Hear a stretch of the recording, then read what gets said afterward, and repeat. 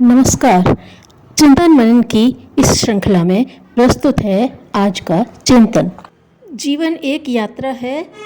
हम एक महान लक्ष्य की ओर बढ़ने के लिए जीवन धारण करते हैं और उस उद्देश्य की पूर्ति के लिए बहुत वर्षों तक जीते हैं। कुछ एक जीवों को छोड़कर सृष्टि के शेष समस्त प्राणियों की अपेक्षा मनुष्य को इसीलिए ईश्वर अधिक समय तक जीने देता है कि वह अपनी उन्नति के लिए इतने दिनों में पर्याप्त प्रयत्न कर ले। किंतु हाय, हम कितने अभागे हैं जो कुछ कांचन जैसे साधारण साधनों में ही पूरी तरह उलझ जाते हैं। इस बात को बिल्कुल ही भुला देते हैं कि हम कौन हैं और किस कारण इस जीवन को कितनी कठिनाइयों के साथ प्राप्त करके उसको धारण किए हुए हैं। भावसागर के अज्ञान अंधकार में मनुष्य बिल्कुल ही अपने मार्ग को पहचानने में असमर्थ न हो जाए, इसलिए प्रभु ने उसे एक दीपक देकर भेजा है जिसका नाम है ज्ञान। विवेक की सहायता से मनुष्य यदि जरा देखना चाहे तो उसे दिखाई पड़ता है कि उसका मार्ग क्या है और उसे क्या करना चाहिए।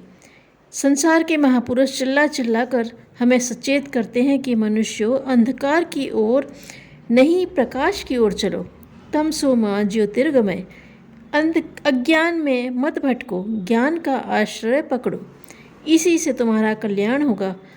जब मन के ऊपर कुविचारों और माया मोह का पर्दा पड़ा होता है तब भी विवेक बुद्धि भीतर पुकार कर कहती है, आत्मन, तेरा यह क्षणिक जीवन नष्ट हुआ ही चाहता है।